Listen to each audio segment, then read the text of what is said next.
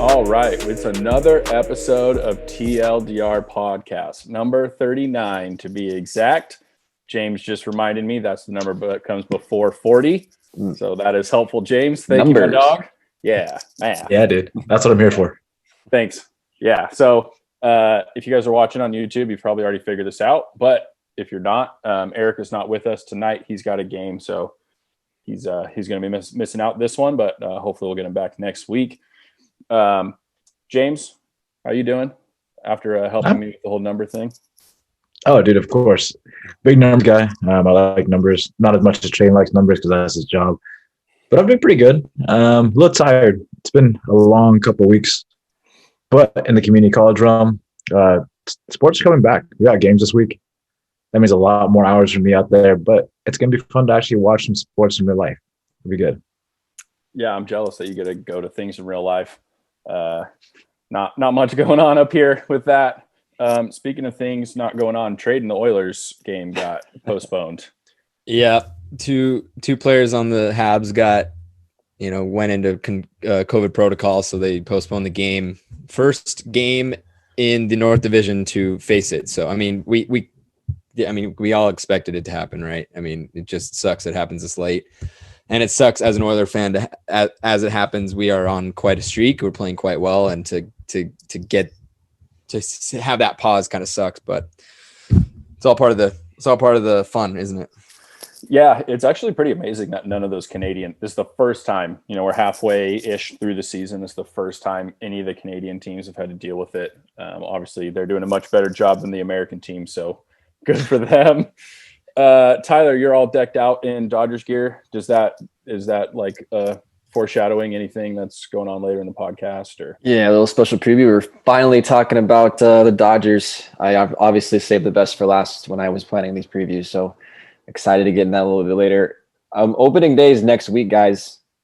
Like, get excited. Next week, opening day. Let's go.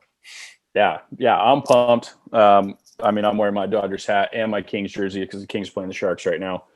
Eric's not here to ruin it for me in case my lag is behind. It's behind this time.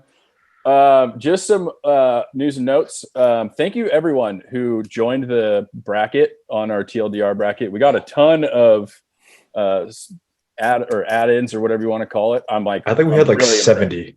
Yeah, I'm really impressed. That was crazy. Yeah, so good on that. All your brackets are fucked. That's just what it is. There's been some upsets. I think I saw something that this is the first time ever that a 12, a 13, a 14, and a 15 seed all won in their first round games. Every seed won a game this year in the first round except for a 16. So yeah, the bracket, I feel like everyone's bracket is pretty screwed. But it's been a fun tournament so far. A little bit of controversy as well. James and I were talking about this a couple days ago. I don't know if you missed it. I feel like we got to talk about it real quick though. So the men pretty much got an entire floor of the hotel or area they're staying out to be their weight room, like for the tournament. So the guys, keep in shape while they're there. And the women got one rack of free weights. That's it. And it got brought to light on social media. And the NCAA didn't really say anything. They didn't really go like, oh, that's our bad. They called it a space issue. And then we saw more videos and the women had just as much space and they just didn't provide for that. It's been fixed now, but James, what do you think? I mean, we've talked about some, deep topics on this show before. What are your thoughts on that real quick before we kind of get into the meat of the podcast? It's unequivocally unfair, to say the least. Gender should have equality all the way through. I mean, look at our year. We're making progress in race, and we've made a lot of progress in gender, but we're not all there yet. The biggest argument that people have is that the men's team brings in more money than the women's team. And that's not true because the men's and women's teams are both under the NCAA. And the NCAA is responsible for making it equal for both the men and women in terms of equipment, in terms of staff, in terms of venue. And that they just didn't do that. The NCAA just was like, forget the women. Like that's really messed up, man. People typically tend to play to the level which they're treated at. If you treat somebody like a champion, they play better. That's been proven. That's what Mark Cuban did with the Dallas Mavericks. When he first got the team, it was a shit locker room. He made the locker room a championship locker room, and then over time, they played to that standard. The NCAA isn't treating women with the respect that they deserve. And because of that, they're not living up to the standards that people are placing upon them because they're not treated with such respect and dignity and equality. And that's honestly so absurd that the NCAA hasn't come out and apologized. They've kind of just fixed it like hush hush. Let's give them a little bit more weights. Let's give them all this stuff. And they got to come out and say like, hey man, we're sorry for what we did. It was wrong. Like, take ownership for your mistake. People will respect you a whole lot more.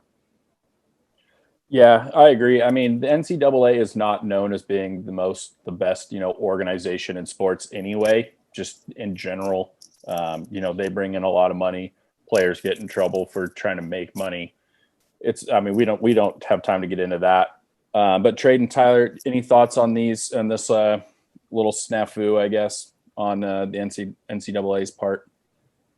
Yeah, it's pretty wild that, something like this, oversight could happen in, this kind of social climate. We're talking about equality and, trying to get everyone on the same page, and then something this egregious happens it's pretty upsetting. I think just the fact that in an organization that, is that big and has that much influence and money would make that kind of mistake just so blatantly obvious. It's absolutely wild to me. Unfortunately, I'm not too surprised just because, as you mentioned, the NCAA is not exactly the best organization, I think, out there in terms of that kind of stuff. I remember reading an article a few months ago about, how the COVID-19 pandemic affected a lot of college sports, and a lot of college sports got cut because of it, while college football coaches' salaries got raised by millions of dollars. It's just stuff like that it's really not about the resources. It's about they just choose who to give money to and who not to. And this is a perfect example of why they do that. So it's just a bummer to see it, obviously, hopefully, the women speaking out, I think, it's really good that they do that, bring some awareness, because I'm sure something like this has been happening for forever. And, now I think these women and other minorities are finally, I think, getting the strength and getting the power to actually, speak their voices, which I think is very, very, very important. Yeah, I agree. It helps too when, the men are backing them. Kyrie Irving speaking out, other, star athletes are speaking out on behalf of these women who, these athletes shouldn't have to be doing that, but they are, because they understand that treatment is totally ridiculous and unfair. Yeah. And, the women's tournament's going on now. Watch that as well. It's about a round behind. It started about a round later. So they're still working through their first ones. Tradon, anything you want to just add in real quick before we get into it? Yeah. I mean, just real quick. You guys kind of nailed it on the head there. I mean, I'm just adding, there's not much to add besides the fact that this is just another blemish on the NCAA as an organization, as you guys said, and it never ceases to amaze me. I mean, they just can't get it right. This is just another. This is something that was easy. This is something that it seemingly was easy on paper to just not let happen. I mean, as you said, there was clearly enough room for this to be a non-issue. Like, you didn't have to make this an issue. You could have done the right thing right off the get-go.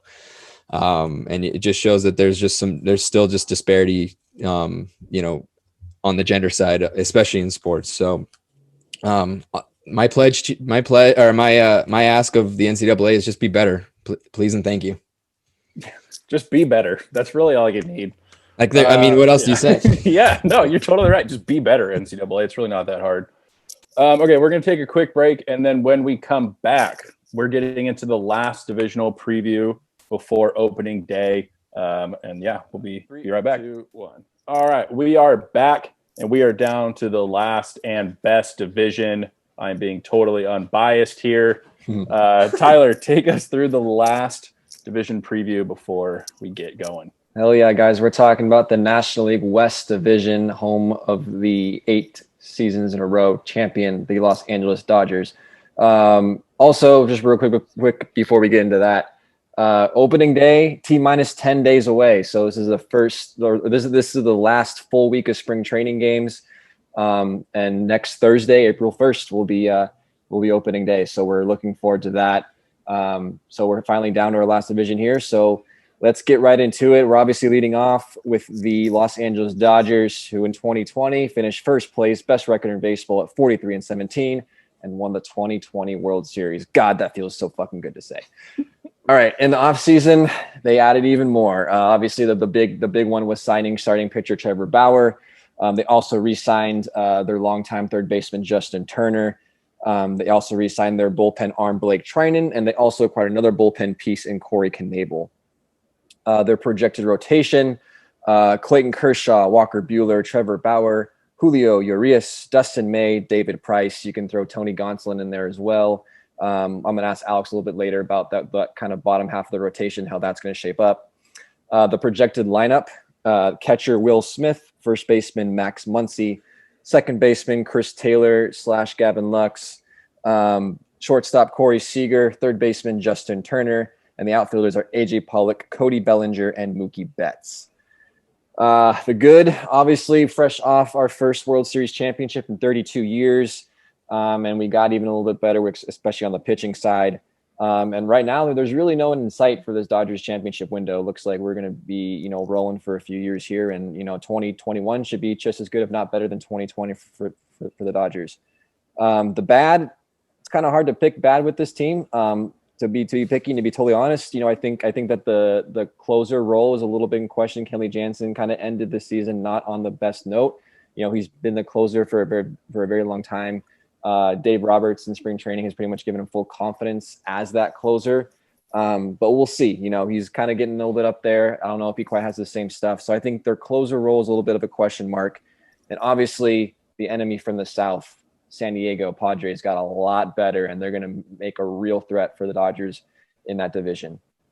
So, Alex, obviously you're the other Dodger fan on this podcast, so I gave you the Dodgers talk about here. So first question I want to ask you is about the starting pitching rotation. That we got a ton of depth, which is always a good thing. I think it's one of the Dodgers' MO. They've always had good starting pitching depth.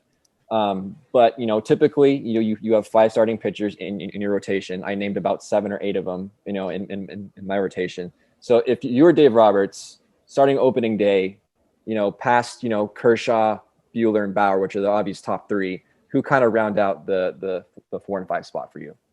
Yeah, I mean, they're all 7 of those guys are going to have starts this season. I mean, that's just the way baseball is played now. Yeah, after the top 3, though, I think you have to give Julio Urias the nod at the 4. One, because he's another lefty to break up the 2 righties going back to back in Buehler and Bauer. So I like Julio Urias. His stuff is probably the best out of those other 3, which is insane to say because those other guys have great stuff. But, Julio Urias was the Dodgers' top pitching prospect after Clayton Kershaw for years. And then he, took a little bit slower to develop because of some shoulder issues. Walker Buehler came on. But so I'm going to go Julio Urias number 4. And then might come as a little bit as a surprise, but I'm going to go Tony Gonsolin number 5. I think that his stuff just plays different than Buehler and Bauer as that third righty in the rotation. He's got a devastating changeup. And, those other 2 guys are very fastball, slider, curveball based. And that changeup is kind of almost like under the radar pitch throughout baseball. And I think giving, especially if you're going to face, say, the series is going to start, you're facing Bauer game 1, Urias game 2, Gonsolin game 3. That's 3 totally separate looks that these batters have to go through. And I think that changeup of Gonsolin is a deciding factor. But I go for it. So Gonsolin started the season off in the bullpen, and the only reason why he was promoted to a starting pitcher role is because David Price set out. So, and even towards the end, he's not really built for that starting pitcher role long term. Towards the end, he started falling off there. So do you have any concerns with Gonsolin going long term? Because he was actually coming into last season, he was in the bullpen. he wasn't projected to pitch as many innings as he did. I mean, not really, because what if you go four, Gonsolin throws 4 innings and then Dustin May throws 4 innings and you piggyback those guys. That's 8 elite innings, and then you just got to get through one more. Jansen, Trinan. David Price has already said that he's willing to take any role that the Dodgers will give him. I think his stuff could play up in the bullpen. Just like we saw Kenta Maeda stuff play up in the bullpen during the playoffs a couple years ago. I think these last 4 guys, Urias, Gonsolin, May, and Price, are all going to interchange. But I just think giving teams different looks is tough. So I'm going to stick with Gonsolin for right now. It might have been kind of a shocker, but. Yeah, Gonsolin's a good pick. I think he's definitely the most underrated starting pitcher on that rotation, for good reason. There's just a lot of really good starting pitchers in that rotation. For me, of those 4, I agree with you with Julio. I think he's definitely going to be probably that 4th guy. And it's kind of that 5th, is really kind of a question mark. For me personally, of those kind of last 3 guys, Dustin May is probably my favorite pitcher to watch. Just the movement on his pitches and how nasty that guy can be. Like you said, that can be super nasty coming out of the bullpen too, and that could be super valuable. You can have him pitch, 3-4 days a week out of the bullpen versus just once every 5 games. So, it's definitely a good problem to have. So it'll be interesting to see what Dave Roberts decides to do. Another interesting position battle is at second base. So Gavin Lux is kind of the new up and coming guy to their system, who hasn't really kind of fully made can't really solidified himself as the second baseman yet. And then you got Chris Taylor, who's been around for a long time, who is absolutely tearing up in spring training right now. I think, he could arguably deserve that full-time starting position at second.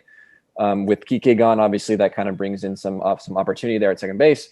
So Alex, I just want to know kind of what your thoughts are, opening day second baseman, who are you going with? I think Chris Taylor's going to get the job. I still think Gavin Lux will make the team. And I think eventually that spot is still going to be Gavin Lux's spot. But right now I think Chris Taylor deserves it. But if Gavin Lux continues to play well, they're actually, if I'm kind of thinking about it now, they're a little bit right-handed heavy, and Gavin Lux being a lefty will be actually really beneficial kind of later on. Because really only lefties in their lineup are Bellinger and Muncy, where the rest of them are all, it's pretty right-handed. I guess Seager's left-handed. I totally forgot about him. Okay, change my mind. World Series MVP. Fuck all what I just said right then. I still think Taylor takes the spot to begin with, but now with Kike gone, his versatility is going to come in key, being able to play short, being able to play all 3 outfield spots. So I think Taylor starts as the opening day second baseman. Gavin Lux will take over, and Chris Taylor will go through in that utility role, but he'll still get plenty of at-bats. Yeah, I totally agree. I think, Chris Taylor's going to play everywhere. I think Gavin Lux eventually will take over that second base position, but I think he's got to earn it. I don't think he's quite shown at the big league level consistency at that spot. So I think once he kind of starts going on a tear, I think he'll kind of plug him in as that full-time second baseman. As you mentioned, Chris Taylor can play anywhere, so he'll be in there almost every night anyway. But I think Gavin Lux first has to earn the spot.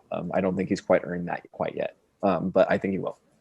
All right, so final question for you, Alex, here before we move on.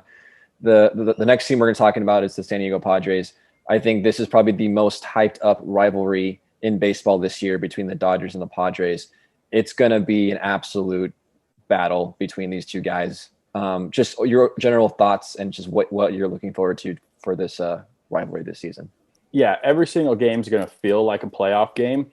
And the Padres did get better, but I still don't think they're better than the Dodgers. I've heard a million people say this, but it's totally true. They're the little brothers, and they've got to prove it that they can beat the big bad Dodgers. The Padres have been awful for forever. The Dodgers have been the most consistent team in that division. I do think the Padres are probably the second or third best team in baseball. Can they beat the Dodgers in a 7-game series? Sure. Will they? I don't know. But yeah, it's the best. Rivalry is a tough word to say because they're not really rivals when they've never been that good. But fair. It's still probably the most exciting series. People are going to have those series circled on their maps, on their schedules or whatever. it's going to be good for baseball.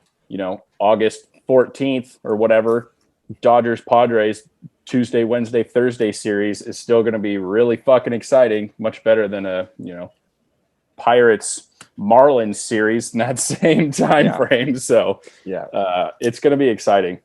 Absolutely. So it sounds like they may not have had a historical rivalry, but this is kind of how when teams are good, especially now the Padres are good, this is the year, including last year, that they start to create that rivalry. Yeah. 100%. And I think that we might see a rivalry really start to bud starting this year, especially if they face each other in the playoffs, right? I think Padres fans have thought this has been a rivalry for a long time. Of course. And Dodgers fans have just been like, you're the Padres, shut the fuck up. Yeah.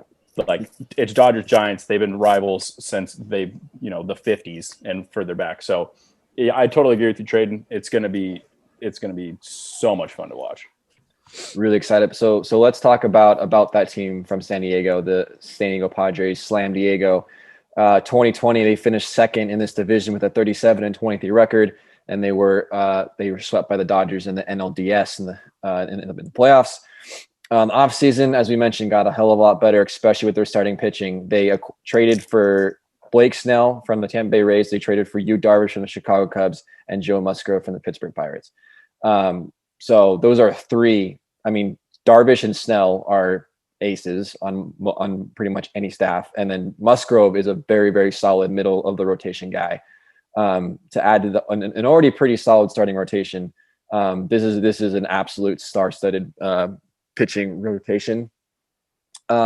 So let's talk about the rotation. So Blake Snell, Yu Darvish, Dinelson Lamet, Chris Paddock, and Joe Musgrove. That's a 1 through 5, just absolute studs. The projected lineup will be catcher Austin Nola, first baseman Eric Hosmer, second baseman Jake Cronenworth, shortstop Fernando Tatis Jr., third baseman Manny Machado, and the outfielders are Tony Pham, Trent Grisham, and Will Myers.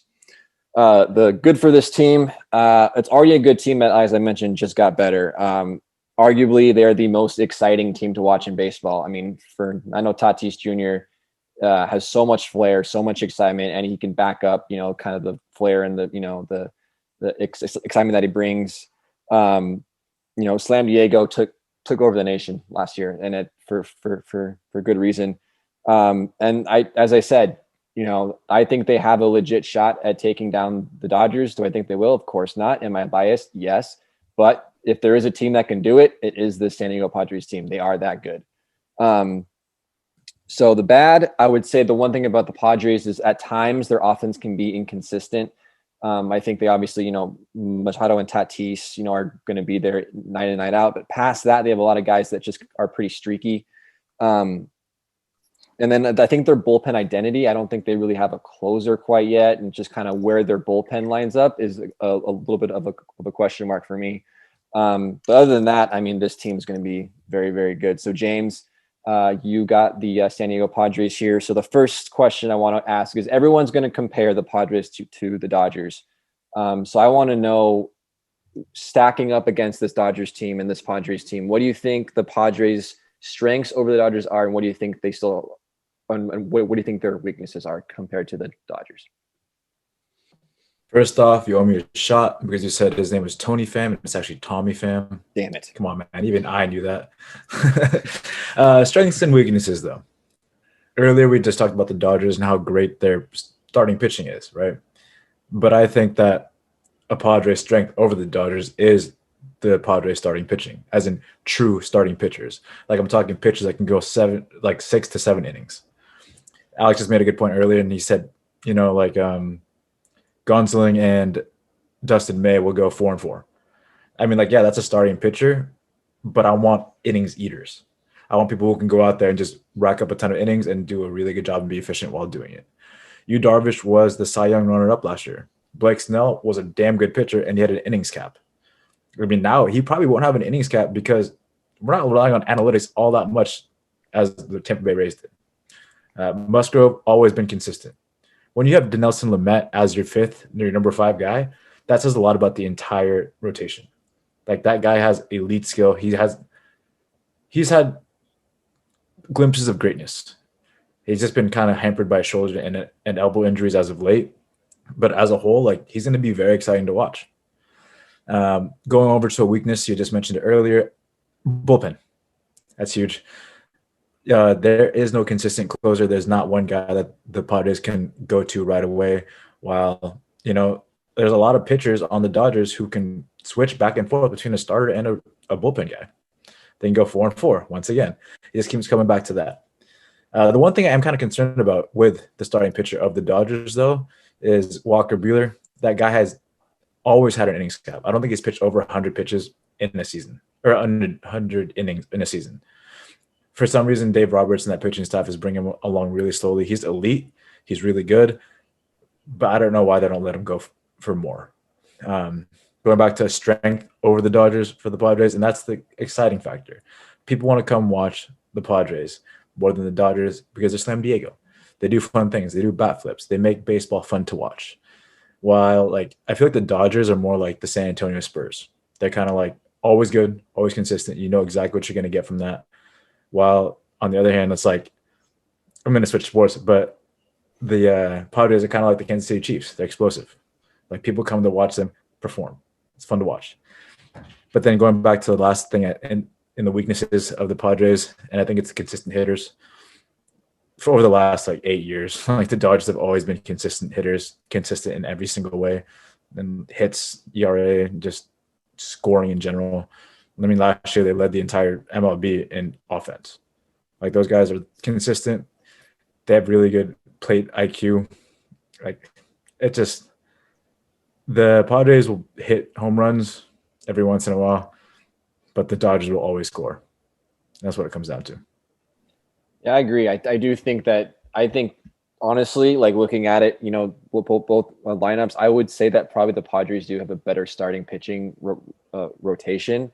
It is close. I don't think it's obviously better, but I mean, I think just having, a Snell, a Darvish, and a Lamet is just 1, 2, 3. But then you got Kershaw, Buehler, Bauer. So I mean, I don't know. It's going to be super, super fun to watch.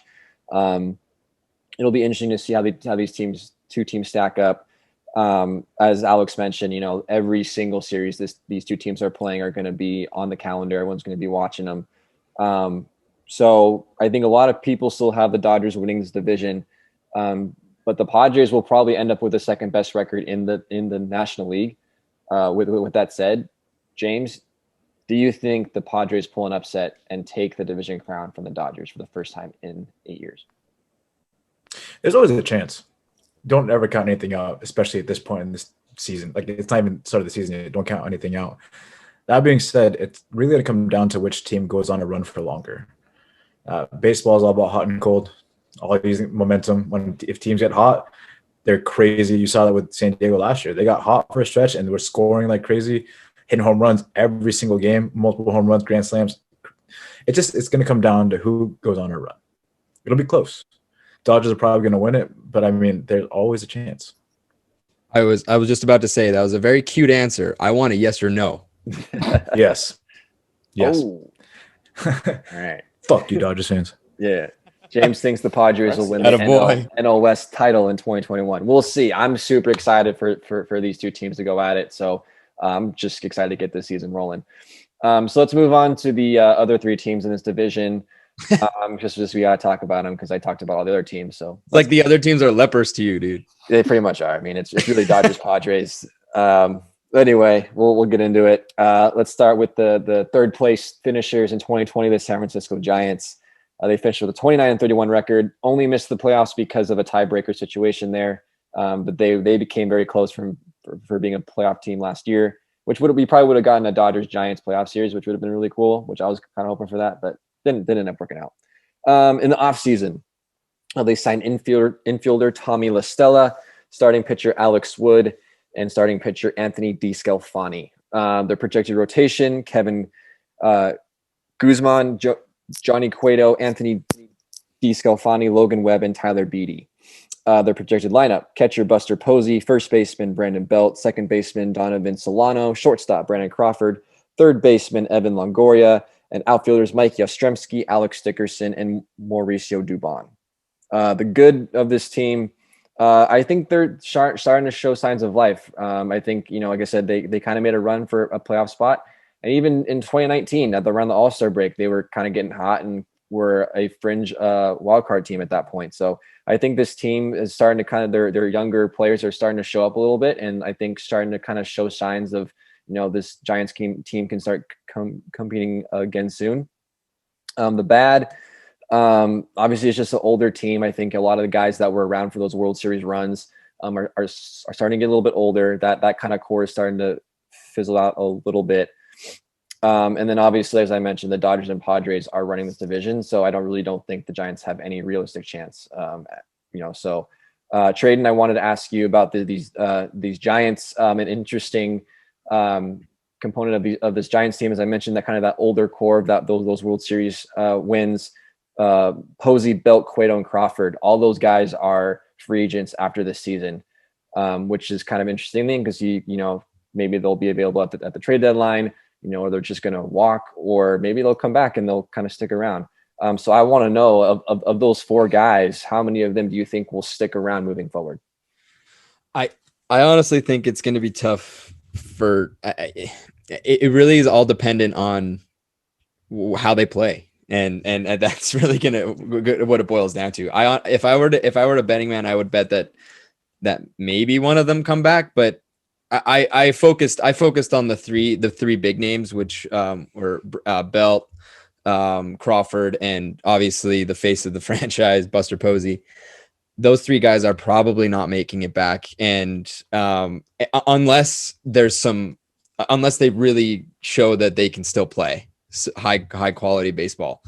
Brandon Belt specifically, I think he's a little bit more of I think they're probably going to let him go just because I think that there's someone that can take his spot. He'd have to have a really good 2021 for it to make sense, because look at, the older guys take some money. And if you're not a quality starter and you're not going to be, and you can't play, often or every game, it's a lot easier to just go and sign someone who, a younger prospect who can.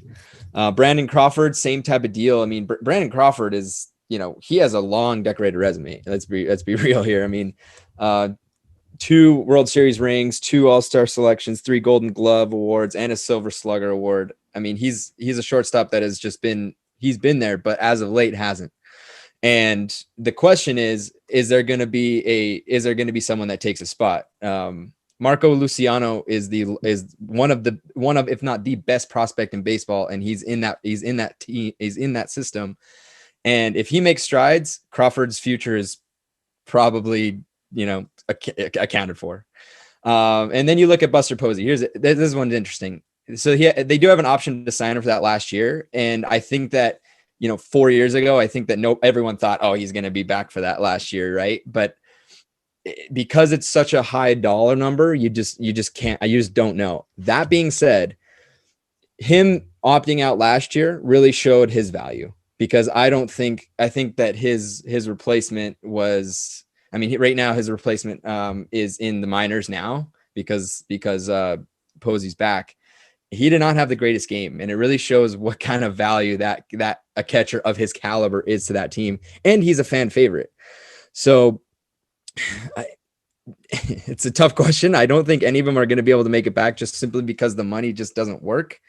And I just don't think it's easy to sign when you're a team that's not, the Dodgers or the Padres. It's hard to sign guys that are older, that aren't going to solidify your future, that are really kind of in a more of a win now situation. So I don't see them coming back next year. That I really hope to see. I would love to see, one of them come back at least. But if you're looking for the future, it's probably not the right move to resign them, unless you're the Padres or you can beat the Padres or the Dodgers, and you just can't now. I mean, like you said, there's 2 teams, and then there's the rest of everybody else in that division. Yeah. It's definitely hard to imagine Buster Posey with any other team. As you mentioned, he is the face of that franchise. He's like, Clayton Kershaw on the Dodgers, or, so it's a tough thing to envision. So I feel like just for, the fans that have Buster Posey on the team, I think they might keep him around for a few more years. until they find a legit replacement for him, or until those replacements are ready. So I feel like Buster Posey will come back in some way, even if it's like a 1 or 2 year contract, but we'll see. I think the most valuable trade piece of those 4 is probably Brandon Crawford. Yeah. I think that team, a contending team, could definitely use a guy like that. He's got a lot of postseason experience. So I feel like, Crawford is a guy that I could see getting traded. Or do you get traded too? That I don't know. That it really depends on who needs it. Some team might their shortstop might get injured. They might need a shortstop. They might just want a guy with some postseason experience. Maybe Crawford's the better option than what they have. If Cueto has a pretty good start, if he has a good first half, I could see him going to a contender that needs pitching, which most times people need pitching, and it's always good to have depth at that position. So it'll be interesting to see those 4 guys. I think come trade deadline time, it'll be really, really interesting. So last question for you, Tradon. This Giants team, like as I said, they were in the conversation for a wild card berth the last couple of seasons, despite no one really thinking they were going to do a whole lot. Do you see that happening again here in 2021? Yeah, I see them taking that second wild card spot actually. And the reason why is because they literally didn't make it because of a tiebreaker situation, and they didn't even have the improved pitching that they do now. Which it's not like they're going to compete against the Dodgers or Padres. I'm not going to come on here and say that, but they had a rough time pitching last year, and they've improved that on the back end, or at least behind the scenes. The stats show that last year the bullpen blew 11 save opportunities. If you convert half of them, you're in the playoffs. It's that simple. You were in the playoffs if you convert half of those. So that's a. Second, I think that the schedule that they released is actually a little bit conducive to helping them out, because they play a lot of the AL West, who while we all agree is going to be stronger, only 4 teams of the 5 were even above 500. The rest weren't. So you're playing teams that are probably not as strong, giving you a little bit of a chance to get some wins in there. It's kind of more of a statistical type of an argument, but nonetheless, it helps. And then the last one, going back to your first question about those 3 guys or 4 guys that are on their last year. This is, especially when you're talking about Belt, Crawford, and Posey, this is their last time probably with this squad. This is the squad that won 2 World Series in the mid 2010s, right? Like these are the 3. There you go. They're the last 3 from that era. And to me, I think they're going to look at each other and say, guys, this is it. And they're going to play their hearts out. And I know that that's kind of a cliche, but when guys are at their their end at a team that they were drafted and played for so long, and they've had success, that gives you a little bit of a chip on your shoulder. And I think that they're going to come back strong. And I would not be surprised if they make the second wild card spot. That's a pretty hot take. But I like it. I think there's a lot of other teams in the National League. Obviously the division, the Dodgers, the Padres, whoever doesn't win the division is going to get that first wild card. And then, you got the Mets, you got a lot of teams in the East that are very good. That I think are probably better than the Giants, in my opinion. But hey, like I said, I think a lot of people counted this Giants team. They weren't even considering them as contenders, and they surprised some people. So you never know what to expect. That second wild card spot is going to be an interesting battle for sure. Moving on to the 4th place finishers in 2020, the Colorado Rockies finished with a 26-34 record. Offseason, only notable signing is they signed infielder Greg Bird, who at one point was with the Yankees, had a pretty promising career, but then just been riddled with injuries and really hasn't been that productive of a player. But we'll see if he can turn it around in Colorado. The projected rotation, German Marquez, Kyle Freeland, Antonia Senzatella, John Gray, and Austin Gomber. Projected lineup, catcher Elias Diaz, first baseman Josh Fuentes, second baseman Brandon Rogers, shortstop Trevor Story, third baseman Ryan Mahone, outfielders Ramiel Tapia, Charlie Blackmon, and Sam Hillard. The bad is they traded away Their franchise in Nolan Arenado. I mean, that guy you just signed him to a long-term contract, and 2 years later, he's gone. I think there's a lot of troubles in this front office. I don't think that them and the players really see eye to eye. I think there's a big reason why Arenado left. The bullpen is a mess. This team, I think, is heading towards a really bad direction. The only really good I see with this team is Trevor Story. That guy's a stud. He's a very fun player to watch, but honestly, I feel like the Colorados are going towards a downward spiral, which is really a shame because just only a couple years ago, they almost won the NL West. And they were, contending for playoff spots. They just had some bad signings, some bad trades that didn't work out. But, I think it's a real shame that this Rockies team has gone this direction. But that's where we are. So I see this Rockies team just being absolutely abysmal in 2021.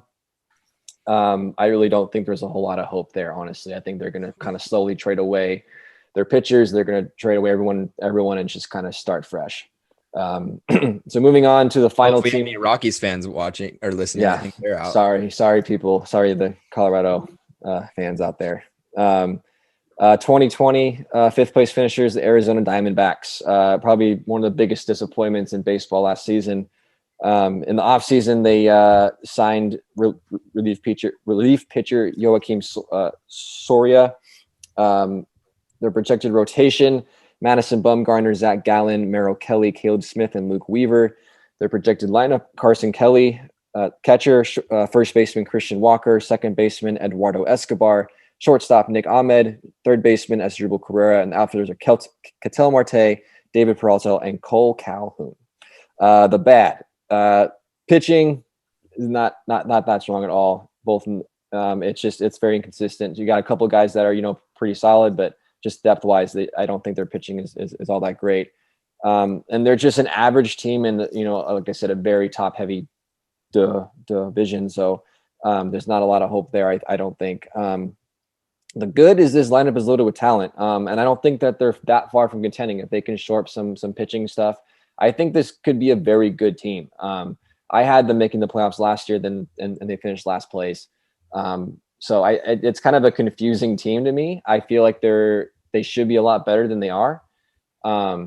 So Alex, you're going to pick up the slack here for Eric and help me cover the D-backs here. So I don't know if you're as confused about the D-backs as I am, but looking at this division as it stands with the Dodgers and Padres being so prominent, and this team as I feel is not that bad. I think that they're better than they were in 2020. I think they're only a couple pieces away from being pretty legit contenders. But with that division in mind, with how good those top two teams are, do you keep trying to add pieces and contend, or do you just start the rebuild process and wait for kind of the Dodgers Padres dominance to kind of fizzle out? Yeah, I agree with you. A little confusing. The contract they gave to Mad Bum is definitely looking like a mistake right now. He's not the same guy that he was. I think if you're the Diamondbacks, you have to think realistically. You're not competing with those top two teams. You're just not. The Padres are young and electric, and they're going to be good for a good amount of time. The Dodgers are the best team in baseball, and they always have deep pockets, and they're never bad. Like they're just never bad. So you're going to have to contend with that. It's part of the deal being in the NL West. What I think the D-backs need to do is see how this season is progressing, and then they need to pick one or the other. They really don't want to be one of these teams that kind of goes along this middle ground for 3 or 4 years, and then this core of decent young players gets old. They have bad contracts underneath them, and then they have to sell off because they aren't a big, Phoenix is a huge place, but they're not a huge market team. They're not the Phillies. They're not the Red Sox. They're not the Dodgers, the Giants, the Yankees, some of these teams. So I think you build around your young core. Zach Gallen is a great pitcher. Christian Walker, Ketel Marte, Merrill Kelly, even the catcher, they have good young position players and one good young starting pitcher. If it's going poorly, sell off Cole Calhoun, sell off David Peralta. No one's probably taking that Mad Bum contract unless you're sending a bunch of money with it, unless he turns it around. So I know that doesn't really super answer the question, but as the season goes along, if you're already, it's June 1st and you're 15 to 20 games back of these two top heavy teams, sell the vets that are coming into expiring contracts, get back some young pieces, and then kind of wait it out. Do I think that they could possibly make a run at a wild card? Yeah. Do I think they're going to actually do it? No. I don't think they'll get that second one, but I think they're going to be much better than they were last year. Yeah, I agree. I think this team, as you mentioned, they have. I mean, you look at that lineup. There's a lot of good young talent in that lineup, and they're only going to get better. And as I mentioned, the rotation is not there. It's not deep enough to contend. But make a trade. Sign a guy. These are players in your lineup are going to be good for a long time. I think this core is legit, and I think that they can easily contend with just a few more pieces. So in my opinion, I feel like they should add. If I was a D-backs fan, despite what the division looks like, just compete, and you never know what can happen. So moving on, we're going to do the final division predictions here with the final standings. So I got the Dodgers obviously winning the NOS for the 9th consecutive season with 105 wins. The Padres will finish second with 98 wins. The Diamondbacks are going to be around 80 wins, then Giants with 78, and the Rockies with a lowly 60. So James, what do you got? Padres, Dodgers, Los Gigantes, D-backs, and Rockies. Tradon. Exactly what he said. All right. Wow. And then Alex. Dodgers, Padres, Giants, D-backs, Rockies. Dodgers beat the Padres by 10 plus games. Wow. Right now. 10 Love games. that. Let's make a bet. Are you willing? Okay, go ahead. How much? $100. $100. Oh my It's God. less than 10. Oh. Fuck it. Sure. Oh my gosh. They just got I'm a lot getting more married, interesting. right? I don't need the money. This is a long. Let's do 50. Let's do 50. I used to get to 100. Yeah, and Didn't then I shake just on it. realized that can't shake on it. Never met James in person. Boom. I don't know how Are you you do really it. getting a good challenge? Go to 50? James, I'm getting married. It's very expensive. That's Trade not my knows what's fault. up. I say take the 50. They just sold the house for 600,000. God. I owe it on it. 50 it is. All right, you heard it here first. $50 over if the Dodgers win the division by more than 10 games. Alex wins 50. If they win it by less, James wins 50. So tune into this NL West division battle. It's going to be awesome. As I mentioned, next week, opening day. It's going to be exciting. I'm super excited. And that rounds out the 6th and final division preview for Major League Baseball 2021. Alex? Thank you, Tyler. James, last year when we bet money for baseball, I took all of it from you. So I'm going to plan on doing that again. Those are the Angels. Yeah, it was not a good bet for you. But yeah, thank you, Tyler. We're going to take a quick break. And then when we come back, we're going back to fixing NFL teams and what they need to do to be better in 2021. And obviously our NFL guy, James, who I'll be taking $50 from later, will be leading that. We'll be right back. All right. After a week off, because James was hosting, we are back to fixing some NFL teams. James really fucked us on this one since free agency has already started and NFL free agency is confusing as shit. But James, take it away, my dog. All right, man. This week is the AFC North. Let me repeat that one more time. The AFC North, which consists of the Pittsburgh Steelers, the Baltimore Ravens, Cleveland Browns, and Cincinnati Bengals. We're going to start this week with the Pittsburgh Steelers. They are 12-4, or they finished 12-4. And last season, they had one of the most dominant defenses in the league. They just re-signed Big Ben and Juju, and they currently have about $2.5 million in cap space. Alex, what is their biggest need, and how do they fix it? Yeah, so this one's so tough. I think they need to get another cornerback. I think they need to work. That defense is what kept that team going. Need that. So it looks like they already re-signed Cameron Sutton. So that's a good pickup. I don't know if I have an actual name for you because it's really tough. But I think if they want to keep working on that defense, that's what carried this team in 2020. And then my backup pick is, I don't really know exactly how they're going to do this, but get a replacement for Ben Roethlisberger. Groom him. I don't think Mason Rudolph is the answer, even though that was a fun fight he had like 2 years ago. And Ben Roethlisberger's old. I mean, we saw him pretty much falter down the stretch there. But I'm going to go a cornerback. I really don't have a specific person to give you, though. This was incredibly tough. I agree with you that Mason Rudolph is not the answer.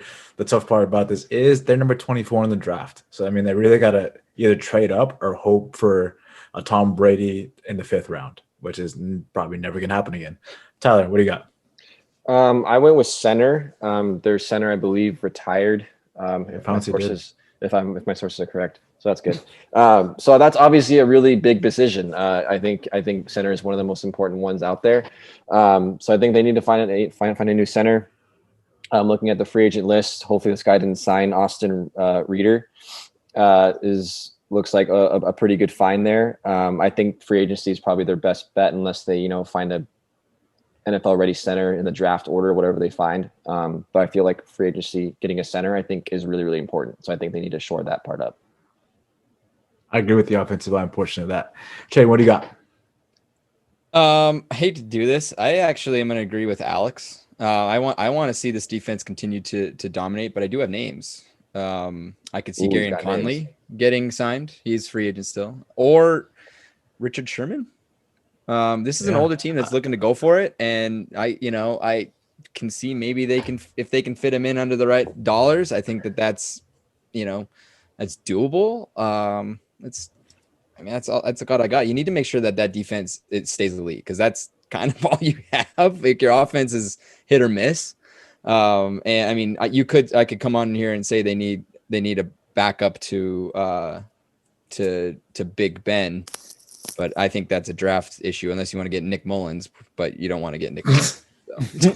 It sucks. So does CJ Beathard. They all suck. All right. The one thing about Richard Sherman and Gary Conley that I don't like is the fact that they're going to cost more than 2.5 mil. And you're forgetting that this 2.5 mil is also going to have to account for the amount they spent in the draft. So that's the tough part about that. The biggest thing is that they lost Mike Hilton, which is their slot corner. So you want to get a slot corner. For that. I guess the draft is the way to go there. Yeah. I do agree with Tyler. I think their biggest hole right now is left tackle, because their longtime left tackle, Andre Villanueva, is expected to move on from the team. That guy's been there forever. He's a damn good left tackle, but for some reason they're moving on from him. So I expect them with the number 24 pick to draft Tevin Jenkins out of Oklahoma State. This guy is a monster. He's really good at run blocking, not so good at pass blocking, but that'll come with time and footwork. So I think that offensive line is where they go. You guys went with defense. It's going to be interesting to see which way they go this offseason. Moving on to the second team in the division, that's the Baltimore Ravens. They're coming in at 11-5. They're just 1 year removed from being like that offensive juggernaut that nobody could figure out because Lamar Jackson was just running all over the place.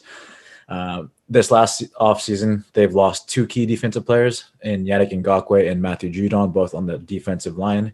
But they did shore up their offensive line by signing Kevin Zeitler from the Giants. He's damn good. They currently have $17 million in cap space as of today. Tyler, what is their biggest need and how do they fill it? I think they need to get a big name wide receiver. I think that the wide receivers they have just aren't quite good enough. I think for Lamar Jackson, I think they need to shore up that passing game more. The running game is very good, but let's get some passing game in there. So for me, the most intriguing name to get would be Sammy Watkins. I think this guy, he's not been as same a production as he has been, but he's 28 years old. So he's still got some prime years left. He's got experience. And look, in Kansas City, he was overshadowed by Travis Kelce and Hill. So I think put him on a team where he's going to be the number one guy, and I think you'll see him succeed once more. So I think that's the most intriguing option. James, you seem to really, really disagree with my pick, but 100%. I agree on the wide receiver aspect, but Sammy Watkins was the number 1 in Buffalo for a long time, and then he was the number 1 in Kansas City for a year before Tyreek Hill got there, and he did not produce. Like this guy had so much hype coming out of college, does not translate to the NFL level whatsoever. He's a number 2 and number 3 wide receiver, not a number 1. And you said you're looking for number 1. He does not fit that profile. Alex, what do you got?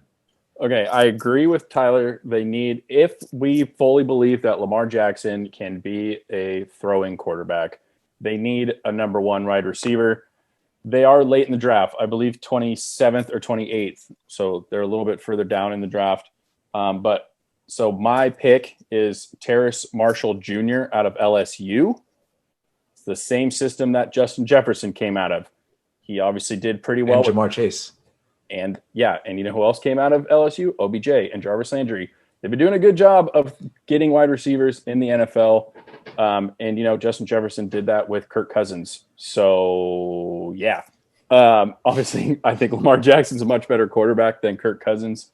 And then that extra cap space that we're talking about, that 17 mil or roughly whatever it was, that they can use to shore up that defensive line that you were just talking about, how they were lost some key players. But I'm thinking get a young wide receiver to pair with Lamar Jackson. Obviously, LSU has been doing a great job with wide receivers in the last couple of years. So I'm going with Marshall Jr. I like it. Jay, what do you got? Boys are right. Wide receiver. I mean, because here's the thing: like Lamar Jackson needs something, right? I mean, they're such a run-heavy team, and you know, I know I've said it in the past, and I know we've said it on this podcast. The running game is really what wins football games, that establishing that run game. But this league is turning into a passing league, and you need receivers to do that. That being said, you should have signed Golladay, in my opinion. I would have done that. I don't know why the fuck you didn't, but I guess maybe I should be the GM of the Baltimore Ravens. That's why I would have picked. All that's left, I mean, Sammy Watkins, I guess, but here, I guess, okay, probably the best one available, even though he's old and even though I hate him because fantasy-wise, he fucked me. T.Y. Hilton. He's a long, deep guy. He probably has something in him. He's the best option right now because you fucked up and didn't sign Golladay. I agree with the fact that they should have signed Golladay. They need somebody else who is more possession receiver, a route runner, not a deep threat. The problem with T.Y. Hilton is that he is the same build and the same style as Hollywood Brown. So you can't really have two of the same guy on the same team running the same routes. And as you can see right now, it's like Lamar Jackson has trouble hitting those deep routes. I mean, he can run, but he's not all that accurate when he throws more than 20 yards. My proposal, and I'm surprised nobody's mentioned this yet, but sign Antonio Brown. Like, he's a free agent right now, and he's only worth $3 million. He had flashes of greatness in the Tom Brady system with the Buccaneers. If he stays on the right path, he can produce at a good level. He can still break people's ankles. He can get open at will. And you saw that all of last year. Now, the fun fact about him is that he's actually Hollywood Brown's cousin. So there's some cool family ties there, some good chemistry that could happen there. And John Harbaugh isn't a pushover. He's a damn good coach that'll lay down the law and make sure you're in the right space at the right time. He's more like Bill Belichick than somebody who's just like a pushover. Yeah. I thought about, I admittedly, I did think about him, but I really look at, you know, who his quarterback was. It's one of the most accurate passers in the league. And I just don't know if that has a factor. I mean, we sit here and question Lamar Jackson's, like, I know he can throw, but he's not a Tom Brady. He doesn't have that type of IQ. So I just don't know if it's tough for me because Antonio Brown looked amazing, but he was also his quarterback was amazing. So I think I agree with you that he's probably the best option in terms of what you're looking for, but I just don't know how he would fit under a Lamar Jackson quarterback team. I agree with you there that he's not the best quarterback for that. But what I look at isn't the amount of catches and the amount of yards he gets. I look at the yards of separation he has from the defender. And Antonio Brown is in the elite, like 5 percentile of that. Like, he was getting separation at ease when he was wide open, or when he was running a route. And it's like, if you can get open, if you can get some space, most quarterbacks in the NFL at that level will get you the ball more often than not, if you can get space. The biggest problem nowadays in the wide receiver world is they can't get space. Defenders are too good. Yeah, that's what's happening. So that's what I think Antonio Brown. But I like how we all said about receiver. Like, we're on the same page. whether it be through the draft, definitely not Sammy Watkins, or it could be, T.Y. Hilton or Antonio Brown. Sorry, Ty. It'll be Sammy Watkins. If it is, man, I'll take a shot. I don't know. All right, cool. I really seriously doubt it, though. Moving on to team number 3, Tradon's favorite team, Tradon's Cinderella story, the Cleveland Browns. Coming in at 11-5. They were ranked as the number 4 overall offense last year. That's crazy. Like, who would have thought that? Their run offense was ridiculous. They did lose like ton of key pieces on the defensive line and Olivier Vernon and Larry Ogunjobi. But on the flip side of that, they added some really great defensive pieces from the Rams, taking away from that really great Rams defense. So they signed the safety John Johnson III, who Eric loved apparently, and cornerback Troy Hill. They also added Ty McKinley from the Falcons. He's at 25 years old. He's a damn good edge rusher and can get sacks. As of today, they have about $14 million cap space. Tyler, what do they need and how do they fill it? Keep adding to the defense. I mean, I think that's really, what's going to take them to the next level. Get another linebacker edge rusher. How about Jadeveon Clowney? He's still up there. Can you imagine that guy along with all the other good defensive pieces they have? Scary. I did not think about that, but I like that a lot. That's a great pick. Good job, Ty. Thanks. Alex, what do you got? Yeah, it's really fucking annoying. So I agree. They ranked about middle of the pack in sacks. Obviously, we love Nick Chubb on this podcast. And their wide receiver duo is still great. Baker Mayfield, top 5 quarterback in the league, right, Tradon? Okay, I'm kidding about that part. But you see, we come back to this all the time, but you see how great one defensive lineman can make the rest of that team. I mean, look at what Leonard Floyd did after being paired with Aaron Donald. So I also thought about Jadeveon Clowney, but I don't want to pick the same player because that's annoying. So I'm going to go Melvin Ingram instead.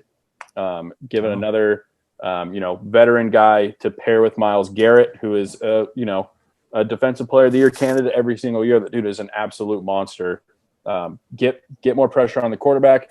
You see what an elite defense can do. And obviously that somehow the Browns are in a really good position this year. So, players want to go there. That's so crazy to say that it's players so want weird. to go play for the Browns. It's like saying the Knicks are in a playoff spot. Really weird. Trade, what you got? I don't have anything to add. I mean, look, the offense, don't touch it. Everyone's back. Don't touch it. It's fine. There's nothing to do there, honestly. Defensively, I guess that's what you just focus on. I like their picks. I'm not trying to be lazy. I just don't have anything to add. They took all my picks. I mean, I guess you can make sure that you're setting up your defense also for the future. So maybe you could look at your drafting choices. You have a lot of money to spend too. So, I would just make sure that you continue to pad your defense. As for the draft pick, I'll just say that JC Horn of South Carolina, that's a good option that you could pick up in the draft, just to kind of set your foundation for your defense going forward. I think that football, especially the NFL, you build from defense out. Because we've seen the defenses, that's what an elite defense can do. I think that the Browns would have been way further along if their defense was, imagine the Washington football team's defense paired with the offense of the Browns. I mean, that's a Super Bowl team. Yeah, I think you're right, but I agree with you guys. I went with defense, but not defensive line. I went with linebacker. If you look at their entire lineup as a whole, their linebacker is kind of the only weak spot on there. After they traded away Joe Thomas, that's not the right name. Joe something. They traded him away. He went to play for the Giants for a while. Joe, yeah. I think they should sign KJ Wright from the Seahawks. Tyler, is KJ Wright a linebacker or a lineman? Linebacker. Good job. Yes, he is. He's definitely a linebacker.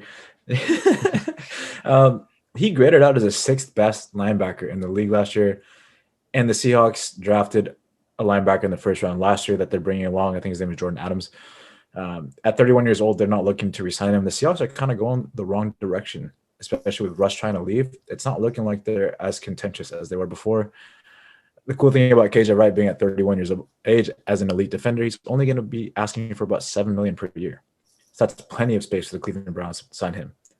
I can't imagine KJ Wright playing elsewhere, but if he plays with the Cleveland Browns, that defense will immediately get better. 100%. Last but not least, we're moving on to Cincinnati. The Cincinnati Bengals were 4-11-1. Joe Burrow had a pretty good year. Like, he was coming along, getting better and better each and every year until he tore his ACL. So that's not good. Oh, and Joe Mixon, huge disappointment. That guy, I drafted him, fucked my season up big time. Never drafted Joe Mixon, everybody. Overall, though, very bad season for them. They were 23rd in defense, 27th in offense. They lost long-time wide receiver A.J. Green and also their best cornerback in William Jackson. But they did add Mike Hilton from the Steelers, which we talked about earlier. Riley Reef from the Vikings, he's the tackle, adding on to that offensive line that is terrible. And edge defender Trey Hendrickson from the Saints, who led the Saints in sacks last season. They currently have the 9th highest amount of cap space available with $25 million. Alex, what do they need and how do they fix it? Yeah, so the Bengals are a little bit like the Chargers that we talked about a couple weeks ago. They finally found their franchise quarterback. Joe Burrow was playing, just like you said, was playing great until he tore his ACL. He needs protection. And so I think they do that in the draft. Like, they need to protect him or he's going to get destroyed. So I think they do that in the draft. And I apologize if this is not how you pronounce his name. But I'm going to say that out there straight up. Penei Sewell comes out of Oregon. I think he is, he can help shore up that offensive line. The Bengals obviously had a pretty rough year, so they've got a high pick. I think he can fall into that spot for them. And that's one more guy to kind of start rebuilding this Bengals offense after some brutal years in Cincinnati. I agree with 110%. Fun fact about that, before tearing his ACL, Joe Burrow was the most sacked quarterback, and the running backs for Cincinnati had the most negative yards before getting tackled at the line of scrimmage. So the offensive line was just bad. Swiss cheese bad. Carey Price last month bad. Yeah, it was not good. Tyler, what do you got? So I kind of was doing research, and I definitely do agree with the offensive lineman. And your pick, Alex, it was probably the pick that I was going to go with. The Riley Reef signing, I think, is really big for them, but I do still think they need more on the offensive line. However, I also think that a wide receiver, a guy that's going to pair with the quarterback, is going to be really, really important. So how about Jalen Waddle from Alabama? Because they have the 5th overall pick. You can pick that's a pretty good spot in the draft. You're not picking a wide receiver 5, man. Come on, bro. But what if they do? Not when you have T. Higgins. That, like, why and would Tyler you do Boyd. that? T. Higgins is in his second year. They're kind of set, yeah. Why would you do that? Why would you waste the 5th overall pick on a wide receiver when you have 2 up-and-coming wide receivers who have paired well and meshed with Joe Burrow? Because you always need wide receivers. It's like pitching. It's like pitching with baseball. You never have enough wide receivers. You never have enough. Go pick up T.Y. Hilton. You got $25 million cap space. T.Y. Hilton sucks, though, like as Tradon said. He doesn't. Okay, you're right. He does. We'll get to that. Good try, Tyler. I disagree 150 million %. It's fine. But again, if they draft Jalen Waddle, then I'll eat my words. I'll take another shot. I'll buy you a beer next time. Woo! Last but not least, Tradon, what you got? Gotta show up the offensive line. I think we're getting smarter. Like I think we all like know our football clearly.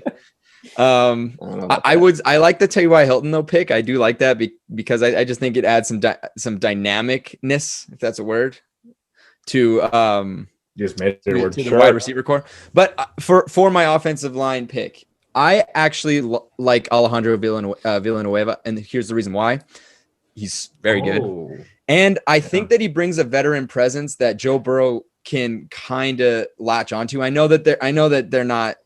I know that he doesn't play the same position, but having that veteran presence is a big deal. And no one signed Villanueva yet, and I think he's a very, very solid offensive tackle. So I think that's who you pick. I just want to speak to a little bit more. Andre Villanueva, very respectable human being. Love that He guy. served in the armed forces. He served our country. So Love he's that mature way beyond being just a football player and having a veteran presence. That being said, I think you go cheaper, and I agree with what Alex picked. Like, they're going to go to the draft, number 5 overall. He's the best offensive lineman available. He has a lot of potential. He's only really played like D1 football for 2 years, and that's typically what people see as a concern. But a lot of experts are saying it's like he's that raw and he's that good. Just imagine how good it'll be after like good coaching and a couple of years in the NFL. I think he might end up being a cornerstone for years and years and years to come. So with the 5 overall pick, you get a cornerstone guy. Or you can get a wide receiver. Or you can get a wide receiver. Waddle or Waddle. I say that Yeah, ironically. I don't actually mean that. I mean it. All right, guys. That's my segment. It was a lot of fun. I enjoy this stuff. Thank you. Yeah, James, good job as always. I feel like it went less off the rails this time than I thought it was going to. So I'm proud of us as a collective group for that. We're going to take one final break, and then Tradon doesn't want to talk about hockey this week because of, I would say, an embarrassing loss to Eric during fantasy. And we're going to do some Jeopardy again. TLDR Jeopardy coming back. We'll be right back, guys. 1. All right, we are back. We're going into Jeopardy. Basketball this time, Tradon. Yes. As I believe. Yeah. That's so what I I'm researched. sorry. So I'm sorry to all the listeners. I don't have hockey segment. To be honest, it was kind of a slow week, and I couldn't find very good stuff. And I wanted to give it another week till we talk about the trade deadline that's coming up. That'll be a little bit more fun to talk about. But I decided, hey, in honor of the NCAA tournaments that are going on, let's do some TLDR Jeopardy basketball edition. Oh yeah. So we got the 3 guys here. I'm going to open up the questions by starting with Hall of Fame for 1 point. Hall of Fame baby for 1 point. First question. The Basketball Hall of Fame is named after this individual, famous for what? Oh, famous for what? Alex. Naismith. And what is he famous for? Inventing basketball. Exactly. That is correct. Great start for your boy.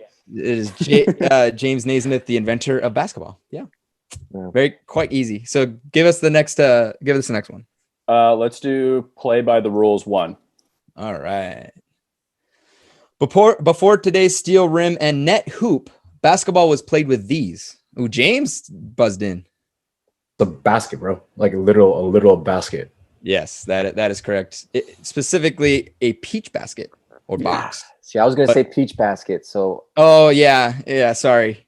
I was way more specific. Here, give me a sec. Let me reset on my end. Good job, James. James, give us the next one. MVP for 2. MVP for 2. This player won the most league MVPs in NBA history. James again. Michael Jordan. Incorrect. Anybody want to give another guess? Tyler, you buzzed in? Yeah. Is it Bill Russell? It is not Bill Russell. It is Kareem Abdul-Jabbar. Damn. Kareem. Nobody gets any points for that one. All right. No one gets any points for that one. But sorry. I'm all over the place. This is not very easy, I got to tell you. Okay. James, give us the next one. Teamwork for 2. Teamwork for 2. This team has the record for the longest winning streak in NBA history at 33 games. Alex. I believe that is the Lakers. That is incorrect. That is correct. I'm sorry. That is the LA Lakers. Don't be rude. It's someone else that's a different question, but yeah, you are absolutely correct. You were right on that one.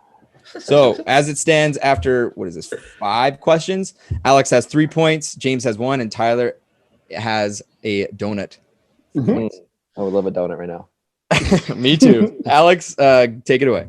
Let's go the NBA Finals for 4. The NBA Finals for 4. Ooh. Yeah. This team is the lowest seed to have won the NBA Finals. James. Detroit Pistons. It is actually the Houston Rockets. In 1995, they were the 6th seed that year. and they won the finals. So Did anybody know that? Nope. What's up? No That idea. Okay, cool. That would have been a Alex, take you're the last one to buzz, right? Next Okay, let's do Hall of Fame baby for 3. Hall of Fame, baby, for 3. The Basketball Hall of Fame is located in this American city and state. James. Canton, Ohio. No, that is Really? No, it is not. Tyler, you can't get any points. Oh, but that's football. That's football for sure. Yeah. Is it? Okay, can I try again? Let me try again. Sure, you can try again. You can't get any points. Springfield, Missouri. Yes, or it's actually Springfield, Mass. Massachusetts, yeah. Wow. Damn it. Go ahead, Alex. Let's do teamwork for 4. All right, teamwork for 4. This NBA team is the only team in NBA history to have doubled its opponent's points in an NBA game. Alex. This is a straight up guess, but I'm going to go Boston Celtics. That is incorrect. Anybody have like another guess? Not for any points, but just a guess. Tyler? Lakers. It is not the Lakers. It is the Indiana Pacers. Oh, wow. They beat they won 124-59. They are the only team to That's double. so random. It is random. That's why it's 4. It's tough. You know. Yeah. All right, Alex, you guys aren't getting these. Okay, let's go MVP for 1. I feel like we need a boost. Yeah, you guys will get this one. This is the only player in NBA history to have won the MVP with a unanimous vote. Alex. Steph Curry. Stephen Curry. That is correct. Didn't know that. God damn it. Okay, I feel better about myself now. Not going well. Let's go NBA Finals for 1. Okay. This prolific NBA player is the only player in history to have led all players in rebounds, points, assists, steals, and blocks in an NBA series. Alex. I'm going to have to go LeBron James. Yep, that is correct. It is LeBron James back in 2016. He's the only team to have only player to have done that. Beat Steph Curry. Oh, did I give you points? Let's do MVP for 4. MVP for 4. This is the only player to have been voted MVP in both the American Basketball Association and the National Basketball Association. James. Bill Russell. Julius Erving. Damn it. Dang it. I would have guessed that too. I'll be honest with you guys. I didn't know who that was. It was interesting though. Dude, he's the same drunk champion. That's Dr. J. Dr. J, man. Go ahead, Alex. Let's do Hall of Fame baby for 4. All right. This May, these 3 major players in NBA history will be inducted into the Hall of Fame as the class of 2020.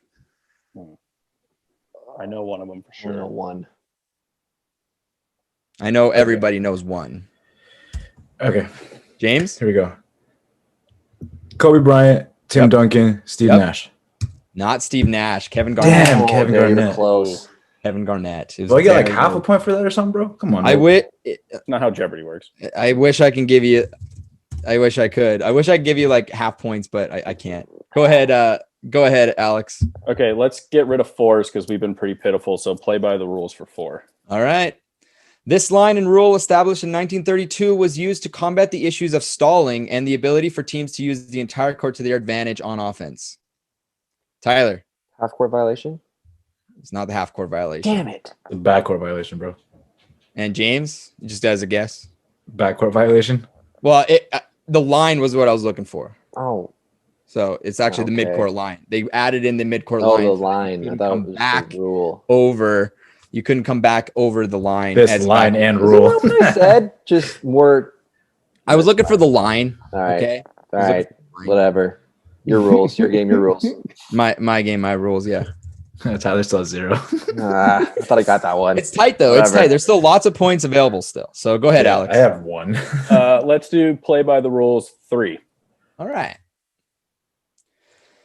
The 3-point shot, while adopted by international basketball in 1967, didn't find its way into the NBA until this year. James? I'm going to guess 1978. Oh, you were so damn close. It is 1977. Oh, my goodness. I mean, I'm going to assume nobody else knew that. So, like, I just I didn't knew guess that. out there. That was right, a hell of a bullshit. guess, though. That was a hell of a guess. I actually, when you were halfway through, I was like, holy shit, he might actually get it. Go ahead, Alex. Let's do teamwork for one. Before I pick this one, guys, it's really hard to pick these trivia questions because there's some that are like, what do you do when you dribble twice? You know, like obviously, like that's an easy one, or it's like these crazy ones that I'm like, Tyler there's would say no way. that's Like, called it's a so pass. hard. It's so hard. Wow. This team has won the most NBA titles in league history. Oh, come on, bro. Really? Thing not click. Is that Tyler? But yeah, it looks like Tyler. Boston Celtics. It is the Boston Celtics. Yes, on the board. Let's go. Hey, I would like to point out that technically the Lakers have the same amount too.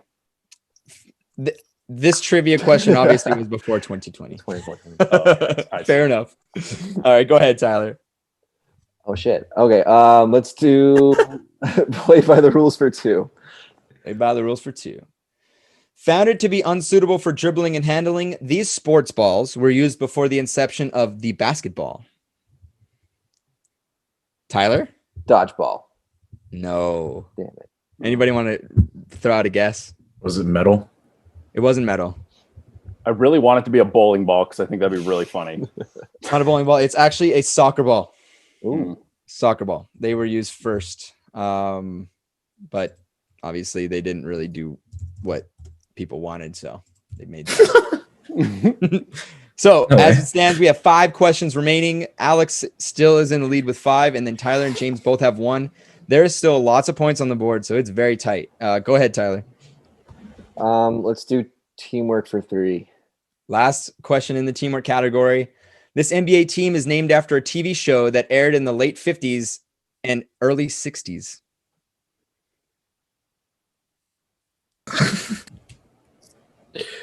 Can we get a hint? The late 50s. If I give you the hint, you'll know what the name is. Can you give us a hint that doesn't do that? Give us like East Coast, West Coast, like Okay, it's in the Western Conference. Is it a team that's still here? Or Yes. did it? Yes, Oh, okay. it's still, yeah. I'm going to go with a guess. James, what do you got? The Rockets. It is not the Rockets. It is the Dallas Mavericks. Ah. Maverick was a show back then, and that is the name of the basketball team. Huh. Yeah. Damn, go I ahead, put them up Tyler. today too. Let's do Hall of Fame baby for 2. Last one in the Hall of Fame, baby. This university currently has the most players inducted into the Basketball Hall of Fame. Tyler? Indiana. No. Alex, you buzzed in. Do you have another guess just for fun? I would have said University of North Carolina. Nope. UCLA. Damn. All right. UCLA. All right. It is still up for grabs. I mean, Alex, you should not be sitting tight. It's still up for grabs. We can go one round Tyler, forever. what category do you got? MVP for 3. Last Oh, MVP. 10 players in the NBA have won the Triple Crown MVP, winning the All-Star Game MVP, the NBA MVP, and the NBA Finals MVP. Name 5. Name 5 of them. Ever? Name 5. Okay. Alex. Jordan, Yep. LeBron, Kobe, Shaq, Larry Bird. So actually, Kobe hasn't. That was actually the one I was worried about. Steve Nash is one of them for sure. These are the 10. Willis Reed, Tim Duncan, Hakeem Oh, wow, I was wrong. Olajuwon, Elijah. Moses Malone, Magic Johnson, Shaquille O'Neal, Kareem Abdul-Jabbar, Larry Bird, LeBron James, and Michael Jordan. Mm. Those are the only 10 who have ever done that, which is kind of crazy. It's kind of Who's Willis Reed? he's I've someone never who heard of the did guy. get the Triple He's a Crown. very good basketball MVP. player. That's all I know about him. He did the Triple Crown. That's all I know. Okay, so Tyler and James, these 2 questions are your last chance to get even in contention of beating Alex. Yeah. If either of you don't get one of these answers, Alex will be the winner regardless. They got a DoorDash and food. Yeah. Yep. Go ahead, Tyler. Give us All right. Let's do NBA Finals for 3. NBA Finals for 3. These 2 teams have played in a combined 41 of the last 74 NBA Finals ever played, combining for 34 championships. Tyler. That's such a shit. Lakers and Celtics. It is Lakers and Celtics. Yes. All right, so I'm just gonna try and Oh, I can't even beat Tyler. I'm all right. You could Just take mention it Tyler away. doesn't win. You could take away Tyler's ability to win. Oh, Here's here we the go, final man. question. NBA Holy final shit. for 2 points. I won't Alex answer and if I don't know Tyler. it. Tyler, this is your chance to win. Okay. Right. Okay. Got it. Yep. Tyler or James, you can play a little bit of a spoiler from Tyler if you buzz in. I won't do it unless I know it. I'm not gonna be that way. A total of 5 teams in the history of the NBA have made it to 4 straight finals. Name at least 3. Oh, Alex. Ooh, bummer. 4 straight finals. I got to name 3. 3 of 5. Celtics, Lakers, Warriors. Yep. oh, Celtics, Lakers, Heat, Cavaliers, Warriors. good job Uh, at the thank you. buzzer. I was just trying to make it It was basketball interesting. I reference. really actually knew all of these answers, you know. For those of you that are watching on YouTube, and I'll tell it to the listeners, Celtics have actually done it twice in their history. That's why they're times 2. But I didn't count. Like technically, there's 6 teams that have done it. That's what the trivia said. But I'm like the Celtics are still 1 team, so I just said times 2. But yeah, the 5 teams that have done it are the Celtics, Lakers, Heat, Cavaliers, and Warriors. Ladies and gentlemen, that is TLDR Podcast Basketball Edition. Alex is our winner with 7 points. Tyler with 4, and James with the lowly 1. Look, these are really hard to give you guys good questions because they could have been like elementary school easy, and then it just would have been just a bloodbath, and you guys would have been like, are you serious? So, but it is fun. I enjoy it. I enjoy watching you guys go through this and battle it out. So, I think what is baseball? Probably I'll do baseball next in the future. oh shit. I don't know I'm when already that'll less of lose. that. don't know when that'll Probably still be. is. Next week I'm back in the saddle with hockey and trade deadline stuff. So yeah, I hope you enjoyed. Yeah, thank you, Tradon. I mean, I always have fun doing these, but I've won the last 2, so that helps. But that's it. Without Eric here, a little bit shorter of a pod this week. Hopefully he'll be back next week. I don't know. I don't know what the Clippers schedule is. I can't keep track of that shit. But Neither again, can he sometimes. neither can he. That's very true. But thank you guys again for listening. Thank you for talking shit on our Instagram posts. Check out our articles. Those come up. The 3 of us, and by the 3 of us, I mean Tradon, Tyler, and myself have been writing articles while James has been doing all the back end stuff. So give those a read. Other than that, have a great week, and we'll see you next week.